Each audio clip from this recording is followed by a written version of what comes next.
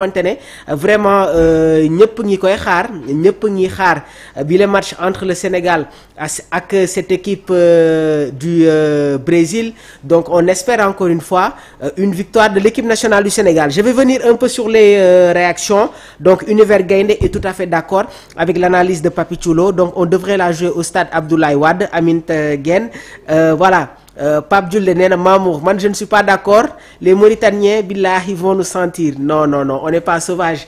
Il ne faut pas encore une fois répondre ci wàllu boobu noonu man moom vraiment je suis pas d'accord. Il suffit juste de les montrer que sur le terrain on est supérieur. Attitude bi nga xamante ne moom la ñu indi face à cette équipe de la RDC, ça doit être dans la continuité. Leur montrer que sur le terrain il y a une grande différence. Supporters yi ànd ak calme ak sérénité, man je pense que ce sera une grande fête. Le Sénégal encore une fois a les destins encore une fois en main. Une victoire impérative face au Soudan contre la Mauritanie, ñëpp dem stade vêtu des couleurs de l'équipe nationale du Sénégal, ñu dem qualifier. Le Sénégal va se qualifier pour la prochaine Coupe du Monde. Loolu y a pas débat. Encore une fois, il faut montrer à certaines équipes que on est supérieur sur le terrain. Et du ay wax yoo xamante ne dañ koy wax ni teguñu ko ci benn base, mais aujourd'hui il y a les actes qui sont là. Am nañu une équipe boo xamante ne joueurs yi conscient nañu ci peuple sénégalais bi fan lañ leen xaaree. Aujourd'hui on a un entraîneur bi nga xamante ne vraiment il est conscient encore une fois sur les exigences du football sénégalais. Le plus difficile a été fait, mooy le match contre la RDC. Yombul woon gars yi.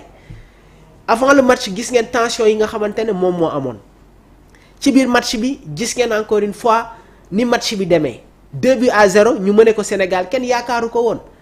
ñu bëri perdoon espoir. Le Sénégal qui revient dans cette partie, qui égalise et qui remporte cette victoire au stade des Martyrs, mais ça signifie quelque chose.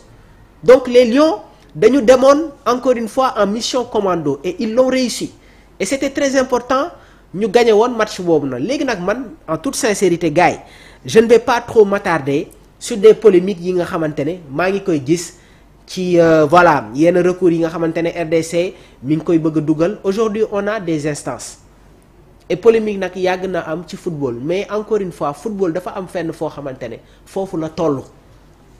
Li passé na, il peut y avoir des sanctions, mais ñu ñëwaat encore une fois sur certains faits. Man gëw ma ne que voilà tey jii dinañu duggaat ci processus boo xamante ne dafay indil ay complications encore une fois. Léegi nag y a des choses yoo xamante ne su amee il doit y avoir des sanctions, mais man jàpp naa ne que si wàllu boobu il n'y aura pas de problème. Dañuy ñëwaat sur la trêve. Le Sénégal va se déplacer fële ca Soudan du Sud, ñëwaat fii football ak cette équipe de la Mauritanie. Les 6 points sont essentiels, sont impératifs. Une victoire pour la prochaine Coupe du Monde Inch'Allah nekk na loo xamante ne moom le peuple sénégalais bi di xaar. Bon Papi Chulo, toujours cette réaction. Kalla Ndiaye ñu ngi lay ziar bu baax a baax depuis notre village Ténéfoul Diourbel, ñi ngi nuyu waa Diourbel bu baax a baax. Serigne Modou Samb moom nee na tacle de Khadim Diaw fàtte wuñ ko. Effectivement c'est un tacle violent bi nga xamante ne kenn rafetlu ko woon ah. Aminata Guène nee na Sénégal est totalement favori pour les 2 matchs de qualification. Il n'y a pas débat. On a notre destin en main. Effectivement on a notre destin en main et le plus dur a été fait. Xam naa ne dinañu accueillir fii Pape Cheikh Sylla, moom itamit il fait de belles analyses sur l'actualité sportive. Démb jot nañu échanger si lu bëri. Mu ne ma sénégalais na bàyyi di teg boppam pression. Li gënoon jafe dañ ko def mooy victoire bi contre la RDC. Et le Sénégal, et encore une fois am na ay équipe yoo xamante ne la qualification le réussit. Jox ma une équipe comme la France, mu ne xoolal France su waree jouer les qualifications à la Coupe du Monde, groupe yi nga xamante ne si lay nekk. Bi mu analyser mu ne ma Sénégal waroon na sax qualifié bu yàgg, mais il y a eu un contexte un peu particulier moo tax sax mu demee nii.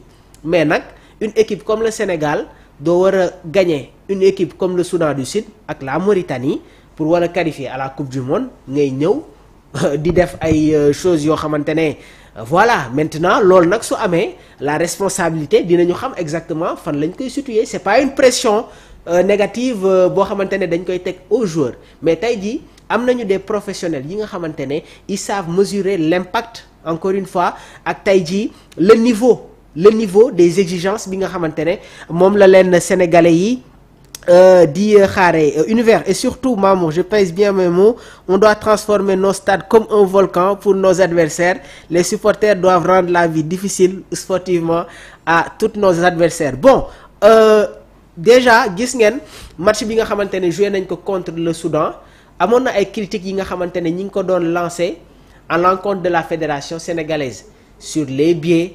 Aujourd'hui il faut que ñu teg vraiment ay leviers yi nga xamante ne dina permettre aux supporters sénégalais ñuy dem supporter seen équipe, faciliter les déplacements. Gis nañu ne que la communication de la fédération si match bi nga xamante ne joué woon nañ ko contre le Soudan jaar na yoon. Les panneaux publicitaires, tey jii am na ay plateformes yi nga xamante ne ñi ngi si doon def tout le temps ay communication. Léegi nag problème bi dañ koy situer au niveau des billets et ak fi digitalisation bi toll. Je pense que aujourd'hui ku nekk mun nga toog sa biir kër yor sa téléphone jënd sa ticket, mais soo demee ba buntu stade nga scanner dugg, du am rang, du am xëccoo, du am buuxante. Mais à 48 heures du match nga dem ci buntu fédération ñu ne la ticket amul.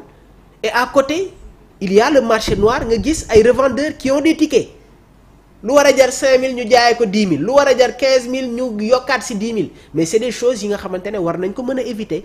Donc si wàllu boobu tamit ñi ngi xaare ni des rectifications yoo xamante ne war na jóge au niveau du ministère des sports wàcc ba si suuf au niveau de la fédération. Démb rek installé nañu le nouveau président de la fédération muy Abdoulaye Fall.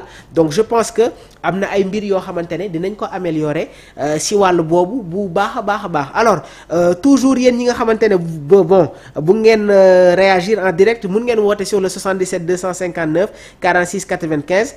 Pape Diouldé nee na Pape Thiaw a nettoyé les erreurs que Aliou Cissé nous a laissées. Le plus important mooy aujourd'hui il y a de la productivité dans le jeu sénégalais et Pape Thiaw donne confiance aux joueurs. Pape Thiaw fait les bons choix. Pape Thiaw xam na kañ lay defee ses rotations. Pape Thiaw sait par moment comment poser des problèmes aux entraîneurs adverses. Sénégal-Angleterre, il a amené d'énormes problèmes à Thomas Tuchel, remportant la bataille du milieu waaye tamit indi une dynamique offensive. Et aujourd'hui ce qu'il faut savoir mooy en dehors encore une fois de cette technicité bi nga xamante ne mi ngi ci suñu joueurs yi, aujourd'hui le Sénégal a d'autres atouts. Les passes décisives de Kalidou Koulibaly, la qualité de projection de nos milieux de terrain bi nga xamante ne xam nañu kan la ñu war a engouffrer wu dans les espaces. Et ce qu'il faut savoir mooy aujourd'hui on a des milieux de terrain qui sont décisifs et des milieux de terrain yi nga xamante ne am nañu une tranquillité devant les buts. Le but de Pape Matar Sarr gars yi xool leen fan la jóge, la transmission de Kalidou Koulibaly, la réception de Pape Matar Sarr, sérénité bi nga xamante ne am na ko devant les buts face à l'Angleterre. Cette rectification bi nga xamante ne Kalidou jot na ko def sur le deuxième but de Habib Diarra. Donc tey jii vraiment il y a une coordination aujourd'hui entre les joueurs waaye tamit système bi nga xamante ne Pape Thiaw mi ngi koy mettre en place. On a tant de choses à dire vraiment sur l'équipe nationale du Sénégal. Et ce qui est important mooy le Sénégalais sait comment juger. Et aujourd'hui ce qu'il faut savoir mooy Pape Thiaw est en train de faire de très belles choses. On ne va pas critiquer l'ancien sélectionneur de l'équipe nationale du Sénégal parce que moom tamit c'est grâce à lui qu'on a remporté notre première CAN. Et Aliou a fait de bonnes choses dans cette équipe. Mais le peuple sénégalais dafa doon réclamer li nga xamante ne moom mooy la productivité. Et loolu c'est une exigence parce que soo amee ay joueurs yu mel nii dans la tanière, mais effectivement il faut que ñu gis du bon jeu. Et loolu depuis l'arrivée de Pape Bouna Thiaw déjà dafa ñëwaat sur ce schéma classique de l'équipe nationale du Sénégal. Bien vrai que dans les matchs day am une diversité 4-3-3, 4-2-3-1, des systèmes en losange, des jeux en triangle au niveau du milieu de terrain. Vraiment nekk na ay choses yi nga xamante ne dañ koy rafetlu. Et surtout Pape Thiaw dafa am li nga xamante ne moom mooy cette capacité d'écoute.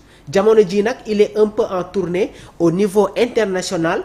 Ci classico bi diggante Olympique de Marseille ak Paris Saint-Germain gis nañ ko dans les tribunes moom itamit mi ngi dem à la rencontre des binationaux ak les jeunes joueurs yi nga xamante ne bëgg nañu ñëw rejoindre l'équipe nationale du Sénégal. Pape Diouldé, c'est ce que Aliou ne savait pas faire. Le projet de Aliou diffère de Pape Thiaw en grande partie. Aliou a reconstitué l'équipe, bien vrai qu'il y avait quelques déchets tactique. En tout cas, il est en train de réussir. Pape Thiaw n'a pas encore de défaite comme Xabi Alonso. Et le Sénégal retrouve sa solidité défensive. Soo leen xoolee ci match éliminatoire yi quasiment il y avait ces clean sheets bi ñu ñëwee contre Irlande si la ñu jël but face à l'Angleterre, face à la RDC, mais aujourd'hui on retrouve cette solidité défensive et il y a cette coordination entre Kalidou Koulibaly ak Moussa Niakhaté. Beneen mbir bi tamit gars yi damay gis ne que